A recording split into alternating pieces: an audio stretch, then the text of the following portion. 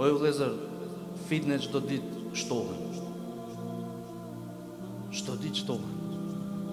Mirë po, neve a jemi interesuar se si me shpëtu prej këtyre fitneve, prej këtyre lodhjeve, prej këtyre angazhimeve, çka kemi përgatit neve.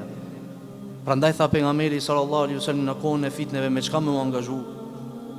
Ibadatun fil harji ka hijratin ilayhi. Thot pejgamberi sallallahu alaihi wasallam, adhurimi në kohën e fitneve, me i bë ibadet Allahut azza wa jall, e ka shpërblimin sikur me pas emigru te pejgamberi sallallahu alaihi wasallam. Vallë pse? Sepse njerëzit janë në gaflet, janë të pavëmendshëm në kohën e fitneve ndaj adhurimit të Allahut azza wa jall. Për këtë arsye pse namazi i natës, thot pejgamberi sallallahu alaihi wasallam, është nderi i besimtarit?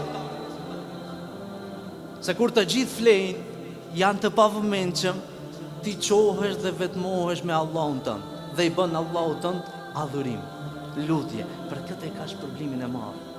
Për këtë quhet nderi i besimtarit.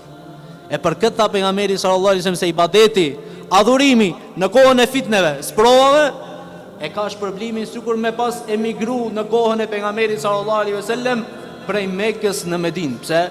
Ju e dini se sa u persekutun muslimanët, sa vuajtën në Mekë, dhe nuk ishte e lehtë jo vetëm që në Mekë me jetu, por edhe hijretin për me e bosh për nguljen prej Mekës në Medinë ishte e vështirë.